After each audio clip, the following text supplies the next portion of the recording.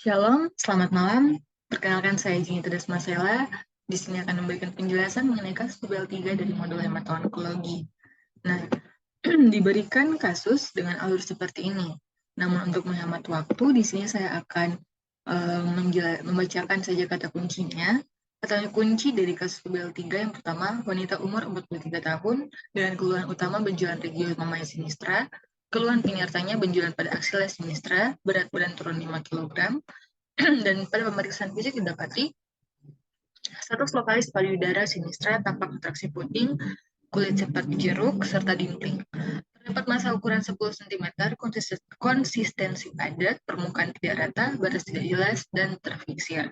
Nah, pada status obstetrikusnya, karena pasien ini sementara mengandung, didapati G1 ANOH 12 minggu. Nah, riwayat keluarganya, tante dari ibu menderita kanker payudara.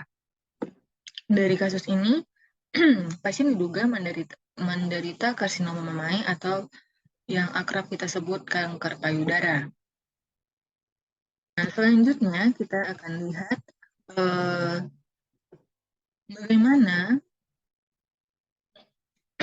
bagaimana dan apa itu dari definisi dari kanker payudara. Kanker payudara atau karsinoma mammae ini merupakan keganasan pada payudara akibat adanya sel kanker di jaringan payudaranya. Nah, nanti kita akan bahas bagaimana dia bisa berkembang menjadi kanker payudara di patofisiologi dan patomekanisme. Nah, tercatat di Indonesia, kasus kanker payudara ini sudah mencapai 8.625 kasus, dan ditemukan 82% diantaranya sudah berada pada tahap stadium lanjut. Nah, angka kejadian kanker tertinggi terdapat pada usia 40-49 tahun, sedangkan untuk usia di bawah 35 tahun, insidensinya kurang dari 5%, sedangkan pada pria sebanyak 1%. Nah, sebelum membahas lebih lanjut mengenai kanker payudara, kita akan melihat dulu anatomi dari payudara sendiri. Secara normal, dia akan terdiri dari areola, nipple, lactiferous duct, lobulus, dan kelenjar lemak, jaringan lemak. Nah, pada kanker payudara terdapat perubahan pada duktusnya, yang mana terdapat sel kanker pada duktus dari payudara ini, dan jika dia sudah berinvasif, dia akan merusak jaringan sekitarnya, merusak jaringannya itu, dan akan menyebar sel kankernya. Nah, sama halnya pada lobus, awalnya kanker payudara ini akan tumbuh di jaringan lobusnya, kemudian dia akan merusak jaringan lobus itu sehingga dia bisa berinvasif keluar. Nah, menurut American Joint Committee on Cancer atau yang disingkat AJCC, dia memperlakukan penentuan tingkat keganasan dengan mengamati 3 indikator, yaitu tumor primer, nodul, dan metastase. Nah, pada kanker payudara sendiri terbagi menjadi 4 stadium dari TNM ini. Stadium yang pertama dengan survival rate selama 5 tahunnya 100%.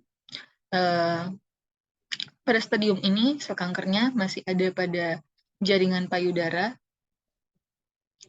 namun tidak berinvasif. Kemudian pada stadium 1 sudah terjadi perbesaran dari sel kanker ini. Dia sudah berukuran 2 cm kurang, bisa kurang juga. Dan stadium 2, dia ini tingkat survival rate-nya ini 88%, di mana ukuran dari tumornya ini sudah 2-5 cm dan sudah bermetastase ke saluran limfa.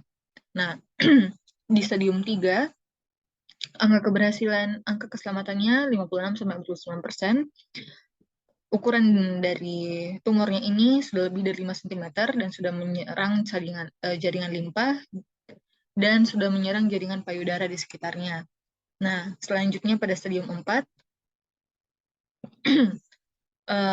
kanker payudara ini dia sudah berinvasif dan bermetastase ke sel kankernya ini sudah bermetastase ke organ-organ yang jauh. Nah, pada kasus ini pasiennya sudah berada di stadium 3C dengan indikator T-nya sudah T3, N-nya N3, dan M-nya M0. Selanjutnya, Bagaimana sih sel kanker itu bisa terjadi dalam tubuh pasien ini? Secara umum, mari kita telusuri apa itu sel kanker. Pertama-tama, sel kanker ini merupakan pembelahan dan pertumbuhan sel yang tidak terkontrol terkait masalah pada gen. Nah, seperti apa karakternya? Karakternya itu nukleus besar, ruang sitoplasma mengecil, ukuran dan bentuk sel bervariasi, kehilangan fungsi kerjanya, dan disorganisasi sel atau tidak beraturan barisannya. Nah, selanjutnya, apa saja sifat dari sel kanker? Sifatnya yang pertama tidak membelah dengan seharusnya, kemudian menyerang jaringan di sekitarnya, dan yang ketiga menyebar ke jaringan atau lokasi lain. Nah, apa saja yang meningkatkan kanker ini terjadi pada seseorang? Yang pertama, penjaga siklus selnya ini tidak penjaga siklus sel itu dalam bentuk gen dan terjadi ketidakseimbangan antara gen-gen ini. Gen-gennya ini di antara lain ketonkogen, tumor suppressor gen, dan mismatch repair gen. Nah, selanjutnya, hal ini dapat mengakibatkan terganggunya kontrol siklus sel. Siklus sel ini ada 3, G1, G2, dan metafase. Nah, setiap siklus ini memiliki masing-masing satu checkpoint stop, yang mana checkpoints ini dia berguna untuk mengatur akan siklus dari tiap-tiap tahap, namun checkpoints ini juga dipakai oleh sel kanker untuk berproliferasi lebih cepat dan lebih sering. Nah, selanjutnya setelah hal ini kita mengangkat kepada karsinogen. Karsinogen ini merupakan segala sesuatu yang bersifat mutagenik yang memicu terjadinya sel kanker, yang terjadinya kanker. Nah, karsinogen ini terdiri dari beberapa. Yang pertama kimia, hormon, virus, nutrisi, radiasi. Nah, bagaimana cara kita untuk mencegah agar karsinogen ini bisa tidak ada dalam tubuh kita? Yang pertama, hindari faktor resiko seperti minum alkohol dan merokok, kemudian gaya hidup sehat, pertahankan berat badan ideal, kemudian metode masak yang harus dijaga, usahakan hindarkan dari makanan-makanan yang angus atau gosong, kemudian screening deteksi dini ditambah dengan imunisasi dini agar melakukan pencegahan. Nah, selanjutnya jika faktor risiko ini meningkat, dia akan mengganggu dia akan terjadi multi-step karsinogen yang terdiri dari beberapa tahap, yaitu ada inisiasi, promosi, dan progresi. Nah, pada progresi ini akan terjadi perubahan struktur dan fungsi protein yang disebut mutasi, kemudian yang diinduksi oleh suatu karsinogen. Nah, hal selanjutnya yang terjadi, akumulasi mutasi somatik, picu terjadinya kanker pada para penjaga, ada agen onkogen, TSG kalah, mismatch repair gennya kalah. Selanjutnya, tahap selanjutnya dari multi-step karsinogenesis ini akan terjadi first mutation dengan genotip mutasi, fenotip normal apabila kanker tidak bersifat hereditar. Kemudian pada mutasi kedua, mutasi pertama ditambah dengan perubahan fenotip apabila kanker bersifat hereditar. Kemudian mutasi kedua ditambah dengan tampak mulai kacau bentuk selnya. Nah, hal ini terus berkembang menjadi fourth mutation dan seterusnya sampai mengakibatkan sel kanker, sel ganas.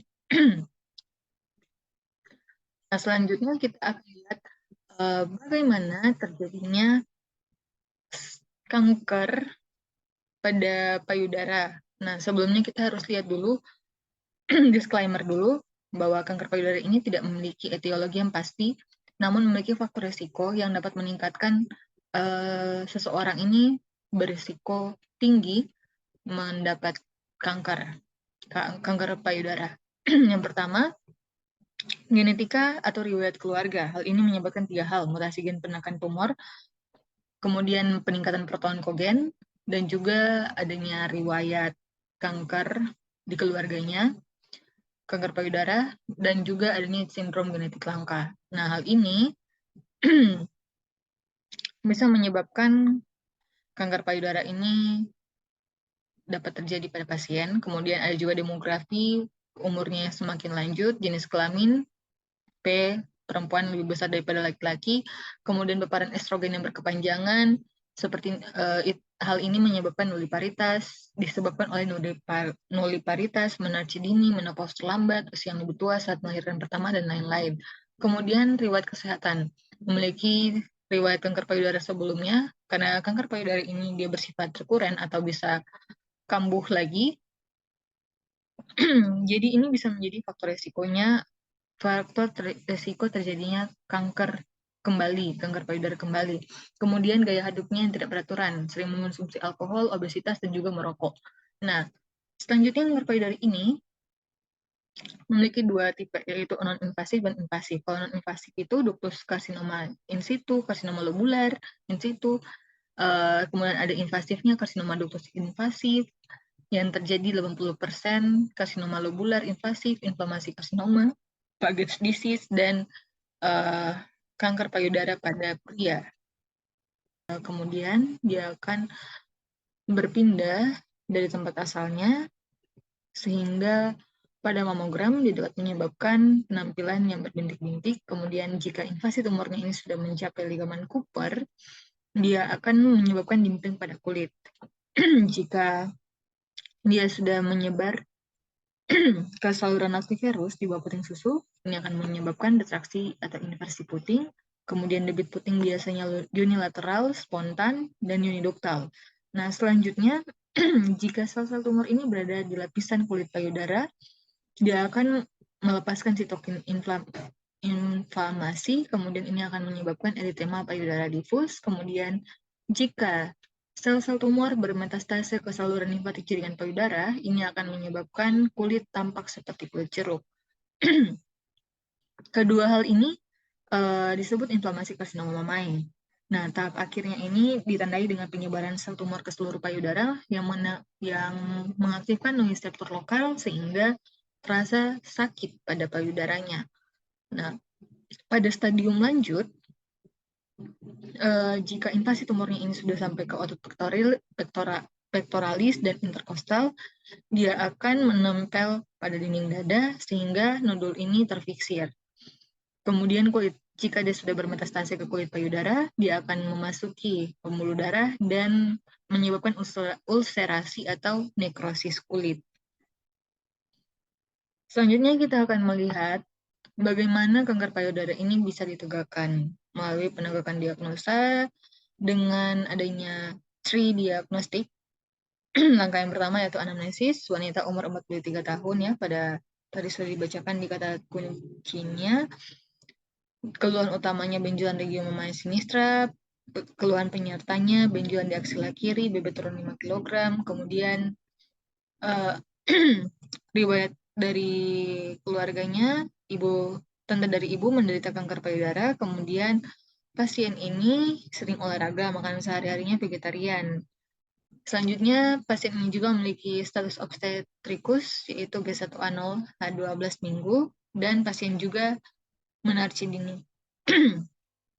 Pada pemeriksaan fisik didapati pada inspeksi adanya retraksi puting, kulit seperti jeruk, dinting, kemudian palpasi, benjolan regio mamae sinistra, massa ukuran kurang lebih 10 cm, konsistensi padat, permukaan tidak rata, batas tidak jelas, dan terfiksir. Pada kasus belum dilaksanakan pemeriksaan penunjang. Kemudian dari kasus ini, kanker payudara, diambil 2 diagnosa banding. Yang pertama ada fibroadenoma. Ini terdapat tabel pembeda antara fibroadenoma dan karsinoma mamae. Yang pertama, pada fibroadenoma, jenis tumornya jinak. Pada karsinoma mamae, jenis tumornya ganas. Nah, secara demografi, fibroadenoma berisiko tinggi pada wanita dengan usia 20-30 tahun, sedangkan pada karsinoma mamae, berisiko tinggi pada wanita dengan usia 35-45 tahun. Kemudian, nodul di fibroadenoma bulat dengan batas yang jelas dan halus, kemudian mudah dipindahkan, keras atau kenyal, sedangkan pada karsinoma mamae, batas yang tidak jelas, terfiksasi, keras, dan padat. Kemudian, mastalgia atau nyeri pada fibroadenoma dan karsinoma mamae ada. Kemudian nipple discharge juga ada di 2 diagnosa ini. Kemudian perubahan kulit pada fibroadenoma, tampak adanya tonjolan tergantung dari besar nodulnya. Kemudian pada CA mamae ada retraksi puting, kulit seperti jeruk, dimpling, ulcerasi, atau nekrosis kulit. Kemudian pada pemeriksaan penunjang, khususnya pada mamografi, ditemukan fibroadenoma ini lebih padat daripada lemak dan tampak lebih terang dengan warna abu-abu atau putih pada mamogram. Sedangkan pada Chiari massa dengan bentuk yang tidak beraturan dan tepi yang tidak jelas atau berbintik-bintik pada margin yang tak jelas. Dan kemudian fibroadenoma ini tidak berinvasif, sedangkan Chiari ini dia berinvasif. Selanjutnya, diagnosa banding selanjutnya itu Paget disease. Lokasi dari Paget disease ini ada pada puting dan areola, sedangkan pada Chiari ada di seluruh jaringan payudara. Terdapat nipple discharge kepada diagnosa ini, nodulnya juga ada, mastalgianya juga ada, dan pada pemeriksaan penunjang pada Paget disease terjadi penebalan kulit, retraksi puting, dan mikrokalsifikasi ganas subareolar atau lebih difus dan massa subareolar diskrit. Kemudian pada Chiari, mamografinya ini tampak massa dengan bentuk yang tidak beraturan dan tepi yang tidak jelas atau berbintik-bintik dan margin yang tidak jelas. Kemudian perubahan kulit pada Paget disease terlihat seperti ruam, X-ing, inverted nipple, kulit puting dan areola mungkin berwarna merah, gatal dan meradang. Setelah beberapa waktu, kulit bisa menjadi bersisik atau bersirip ya. Mohon maaf, di sini ada sedikit kesalahan pada penulisannya. Kemudian pada Chiari, perubahan kulitnya ini tampak adanya retraksi puting, kulit seperti jeruk, dimpling, ulcerasi atau nekrosis kulit, dan secara etiologi, Paget disease ini muncul dari adenokarsinoma mamae. Ini merupakan teori dari epidermotropik. Kemudian etiologi selanjutnya bayi yang menyusui, dan menurut teori transformasi, PDB ini muncul dari keratinosit epidermal. Nah, selanjutnya pada etiologi, Chiari ini tidak diketahui, namun memiliki faktor resiko. Nah, Paget disease ini dia juga berinvasif ke pembuluh limfa, dan sama halnya dengan Chiari, bedanya selain berinvasif ke pembuluh limfa, dia juga berinvasif ke organ-organ yang jauh seperti otak, jantung, tulang, dan sebagainya. Selanjutnya, kita akan lihat komplikasi sebelum tata laksana. Sel kanker ini akan bermetastase ke organ lain, kemudian terjadi Paget disease. Sesudah tata laksana, komplikasi bedah yang dapat terjadi, komplikasinya itu ada infeksi, kemudian pendarahan, masalah kosmetik, jaringan parut permanen, perubahan atau hilangnya sensasi di daerah dada dan payudara direkonstruksi atau diangkat jaringan payudaranya. Nah, kemudian komplikasi kemoterapi bisa mengakibatkan mual dan muntah, rambut rontok, kehilangan memori, gejala menopause atau masalah kesuburan, dan neuropati. Selanjutnya, komplikasi yang menyertai terapi hormonal yaitu keputihan, impotensi pada pria dengan kanker payudara. Nah, selanjutnya kita akan lihat tata laksana dari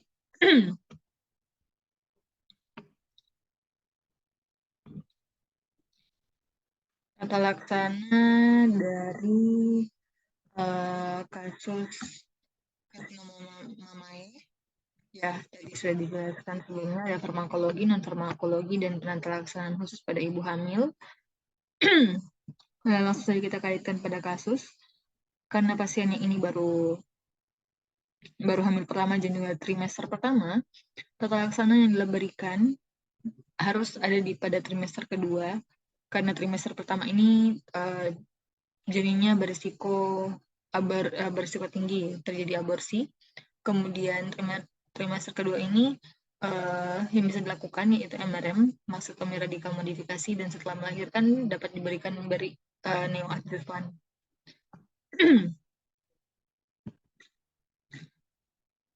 Ya, selanjutnya prognosis dari kasus ini, ad vitamnya, ad bonum, ad functionamnya ad malam, dan prognosis untuk ad sanationem ini yaitu dubia ad bonum. Ya, baik, mungkin itu saja penjelasan mengenai kasus BL3 dengan hipotesis karsinoma mamae. Selamat malam. Terima kasih.